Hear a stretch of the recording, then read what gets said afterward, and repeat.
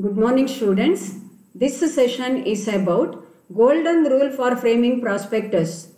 So prospectus is an invitation given by a public company to the public to buy the shares or debentures of the company.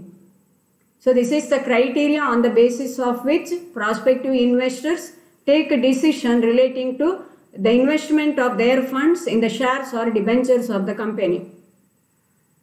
Or it is the window through which prospective investor looks into the soundness of company's venture.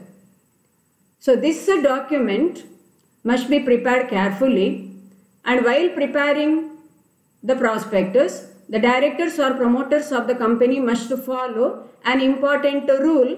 We call it as golden rule. So the golden rule states that prospectus must always tell the truth. It should contain only the material facts, and it should disclose complete information relating to the company. It should not hide any information from the knowledge of prospective investors.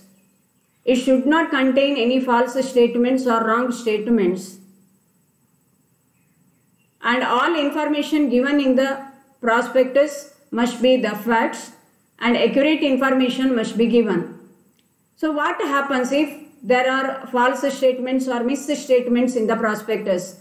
When there are false statements or misstatements in the prospectus, investors who have invested their funds on the basis of these statements have many remedies against the directors or promoters who are responsible for the issue of such a prospectus and against the company.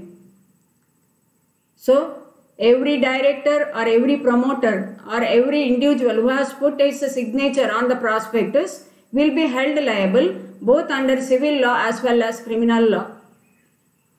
And even civil liability can be imposed upon the company. So prospectus must always tell the truth.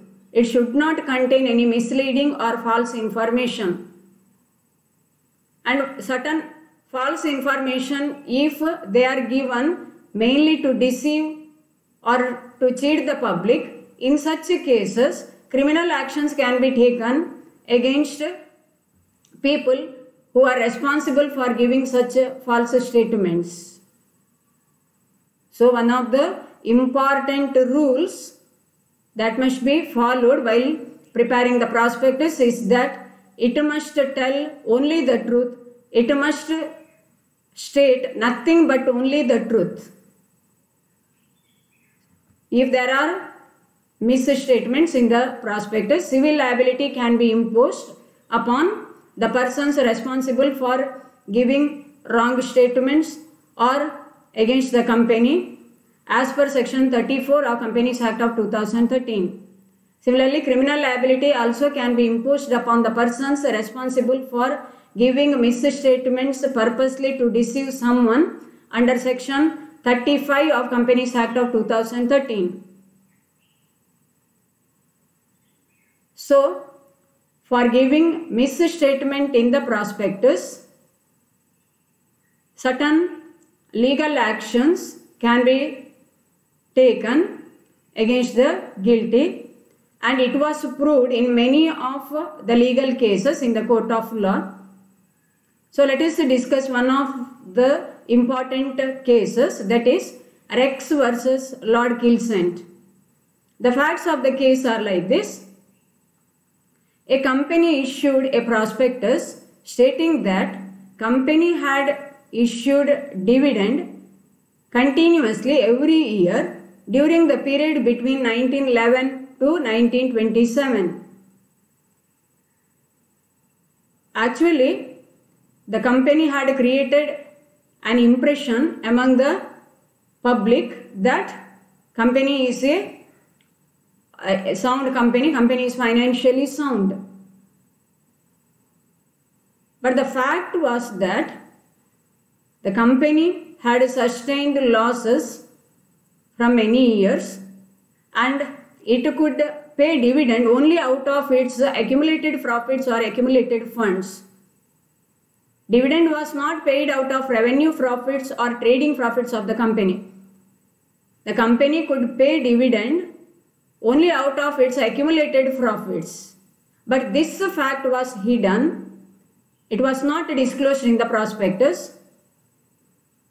So the prospectus created an impression among the public that company is doing well, company is financially sound. So many people invested their funds in the shares of the company.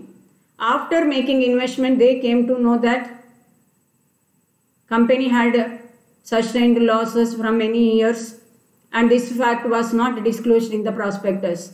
So the matter was taken to the court, and it was held in the court of law that directors and the managing director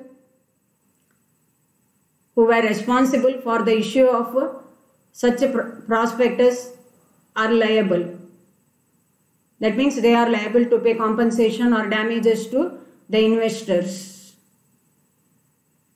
So prospectus must always contain the facts. It should not contain any false information. If there are false information, investors have many remedies. They can claim compensation or damages under civil law. Directors are liable to pay compensation. Directors or promoters or those who have put their signature on the prospectus will be liable to pay compensation or damages to the investors when they claim it, and when they prove that there are misstatements in the prospectus. Similarly, civil liability can be imposed upon the company. Investors can claim compensation or damages from the company.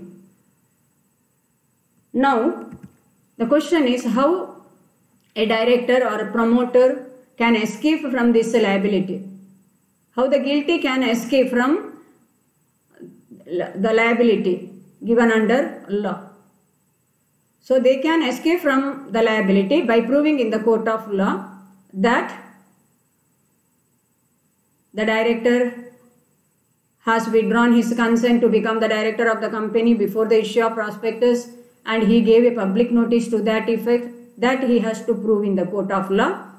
And then the prospectus was issued without his knowledge or consent, and on becoming aware of it, immediately he gave a public notice to that effect that the prospectus was issued without his knowledge or consent. That he has to prove. Similarly, after the issue of prospectus but before allotment, immediately after becoming aware of the false statement, he withdrew his consent and gave public notice to that effect. He is required to prove this in the court of law, or he had reasonable ground to believe that the statement was true and he believed it to be true, and the statement made by an expert was taken by him as one made by a competent person and was correct. These are all the arguments he can make in the court of law. He can escape from liability on these grounds. Now, criminal liability can be imposed upon the directors or promoters or the persons who have put their signature on the prospectus when there are misstatements in the prospectus, and when it is proved in the court of law that these misstatements or false statements are given purposely to deceive the public or to deceive the investors. So, when it is proved that statements are given in the prospectus purposely to deceive the public, when false statements are given purposely to cheat someone, so the directors or promoters, who are responsible, whoever may be responsible for the issue of such a prospectus will be held liable under criminal law. That means they may be sent to imprisonment for a period ranging from 6 months to 10 years, or they may be asked to pay fine which may extend to 3 times the amount involved in the fraud. As per section 35 of Companies Act of 2013, they may be sent to imprisonment for a period ranging from 6 months to 10 years, or they may be asked to pay fine which may extend to 3 times the amount involved in the fraud. So, while preparing the prospectus, directors or promoters have to be extremely careful. Facts should be stated as they are, and nothing must be concealed from the knowledge of the investors. Nothing should be concealed, nothing should be hidden from the knowledge of the prospective investors. Accurate information must be stated. Even when criminal liability is imposed upon the directors, they can escape from the liability by proving in the court of law that the statement was immaterial and the director had reasonable ground to believe that statement is true. These are all the arguments he has to prove in the court of law, or else he will be held liable under criminal law. So, while framing the prospectus, while preparing the prospectus, this golden rule must be strictly followed. That is, prospectus must always tell the truth. It must tell nothing but only the truth. Hope you have understood. Thank you, students.